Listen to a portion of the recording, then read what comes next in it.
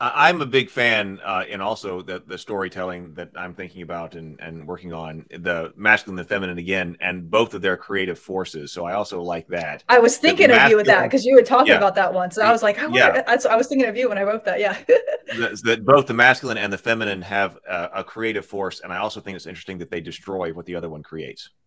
Archetypically, they also Ooh, are a I didn't even destroyer of notice the other one. that. They're supposed Oh, to you're destroy what the right. other one creates because archetypically, and I'm speaking only archetypically here, that Right, if the right. masculine side is the creator of civilization, then what is the destroyer of civilization? The feminine. Well, it's And not the then what destroyer of is the civilization. It's Gotta be it's careful the with that. improver. And no, no, no, no. But this is important because they're rebels, yes. But it's about improving the civilization because I Oh, think that is there is a concept yeah. called But creative sometimes you have to. destruction. Yeah, that's true. Sometimes you have to destroy some things to build up. Well, to Whereas, Heath's We're in point, the weeds, you know. Yeah, so maybe that's a good point.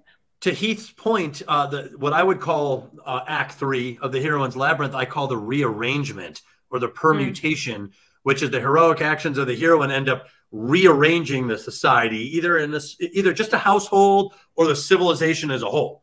So there is a creative destructive element to it, but it's not necessarily like the heroine is destroying what the guy built. Right. well, It's like yeah, that goes back to building a house versus making a home, which is like the tiniest version of that archetype, I feel like. Where it's like the masculine force is building this thing, and the feminine force makes it a place you actually want to be. Whatever I set up in the room, my wife will come by and change it all. So yeah.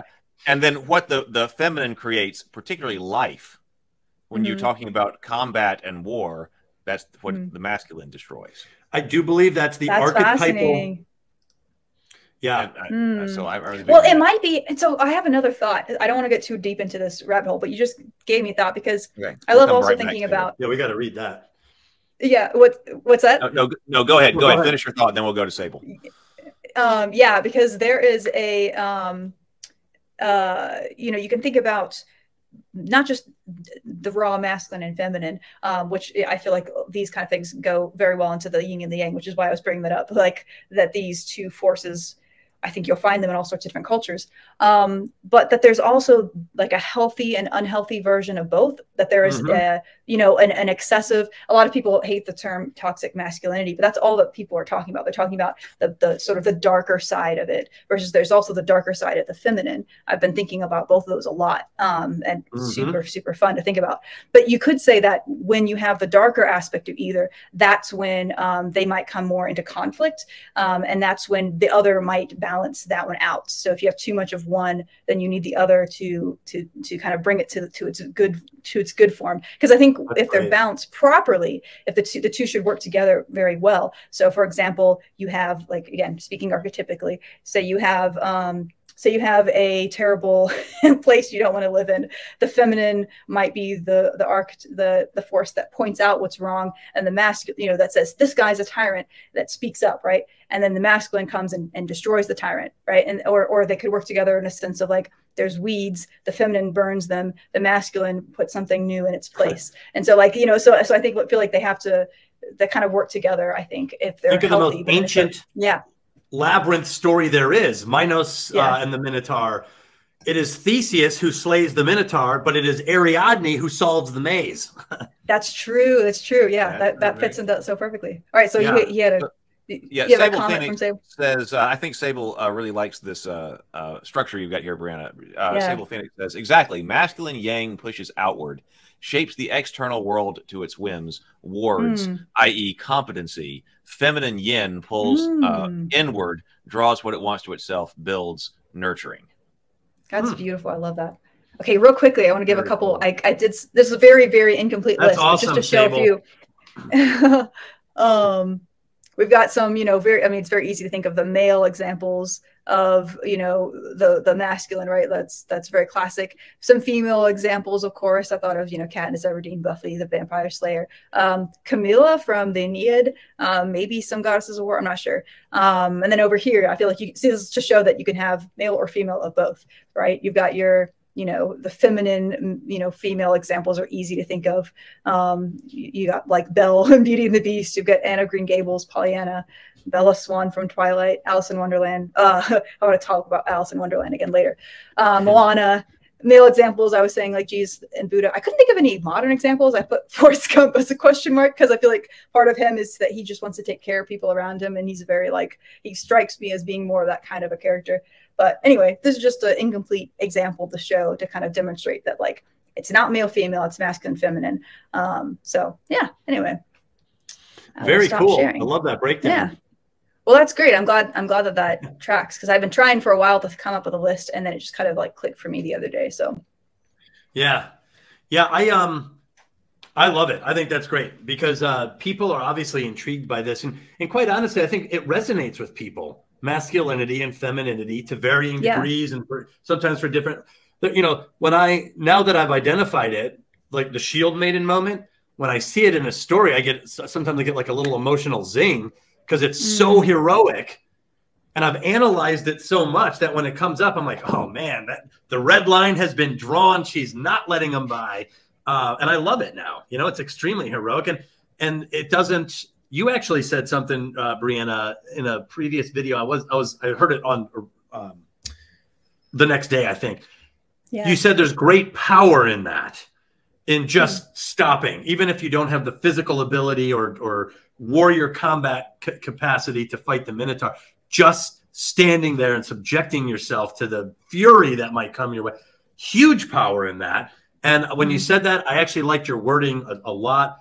I have a subheader even in the book called, you know, the shield as a weapon, meaning the shield becomes the thing, even though it's not used like a sword would be used, it becomes the thing that the Minotaur shatters against. So in that sense, it's a weapon. It is the thing that the Minotaur, now that he's unmasked and now that the red line has been drawn, the Minotaur it falls into the abyss of the shield in a sense. So I love the way you worded it. There's great power in that, because you recognize that even though it's not single combat necessarily, even without the combat, the symbolism is already there, you know. So right, because it was like because now she's forcing him to either reveal that he's to show how horrible he is, or he has to stop. And that either way it kind of gets what she wants, I suppose, even though she may be sacrificing her life. When I was writing my book, I deliberately removed all the physicality. I wanted my heroine to do nothing combat oriented. There's a couple moments where I took it all out, and she became far more intriguing without there's no roundhouses, there's no punches or kicks. Not lifting you mean guys you up can do that? Yeah, you can have totally an interesting female character who doesn't punch people. What? She was actually the chapters were better. The writing improved when I took that out. When my mind said that there should be a showdown, there should be a fight here. I went all Heroine's Labyrinth with it, and I stripped it down to the basic symbolism. And I thought all the writing, all the chapters got better in those scenes where I took it out.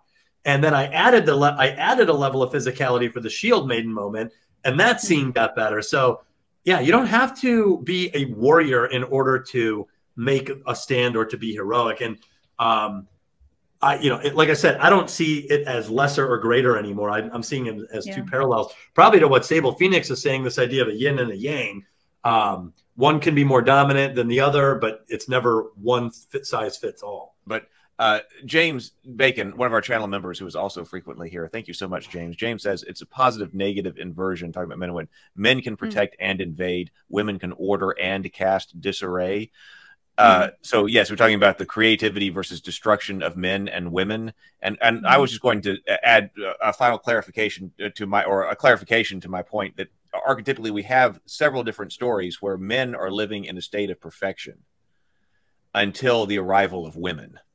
And so that's women bringing disarray in. Obviously, Adam in the Garden of Pandora's Eden, box. Pandora is the other one. Yeah, men live there because Pandora is the first woman. Eve was the first woman. Women get blamed for a lot of stuff. Yeah, I mean, the only thing is with those stories, though, I feel like those stories are also kind of sexist, and they're coming from pretty sexist societies. So that is another side point. Well, I mean, it could be, but I also think there's something deeper there, because there are also stories, and a classic part of guys growing up, when like stories about where guys are in a band. Like you're living the perfect band life in the summer or whatever. You've got your group of guys, and some guys will probably back me up on this, that you're living a great life with all of your guys, and then what happens? One of them gets a girlfriend. And well, but you can also blame that on competition amongst the guys. And well, like Yoko Ono, that there is a rival of the feminine, and that it breaks apart what that group of guys have. And so that's why I wouldn't be so quick to just reject something like the story of Pandora or the story of Adam and Eve, because there could be that psychological, that guys have well, we're this group of guys, we all hang out, and then all of a sudden the discovery of the feminine, the discovery of women, one of them gets a girlfriend, and then what happens to your band after that happens? Well, I'll say this. Break apart. I don't think we should ignore any myths. Like, even if they might appear to be sexist or are sexist, like even with Adam and Eve, believe it or not. Yeah, I don't say we should ignore them. Yeah, sorry. Yeah. Okay, fair enough. Yeah, I wasn't even trying to say that you had said that. What I meant is there's always something to pull out of it, but sometimes we might pull out the wrong lesson. Like in my opinion, like the Adam and Eve story, Eve was always blamed for a moral failing for refusing the temptation to eat the apple. But with the heroine's labyrinth, and I actually studied the poison apple, not even looking at Genesis, I got there, the devil, or Satan, is a perfect masked minotaur. He's half man, half beast. He's masked and disguised. And my whole point was, if you understand what the archetype of the poison apple is a weapon, and it's delivered as an attack on the heroine, and it's given to her deceptively. There's lies involved. And she usually trusts, to some extent, the person who's telling her this, or believes it to be true. She's deceived. So to me, the poison apple is an attack of deception, and that indicts the minotaur, not the heroine, in my opinion. So depending on how you look at it, you could say, well, it was Eve's fault. Or you could say Eve was attacked with a poisoned apple. And this, I think that should at least be taken into account to that particular archetypal story, for example. Right. Well, I think we should talk about that more. So I just but we'll leave that. I'm perfectly happy to leave that here. And no, it's very interesting. I've heard this topic because I'm not. It's a deep one. Yeah, I have more to say on that, but I think that would be beside our main topic tonight. So let's go ahead, Brianna.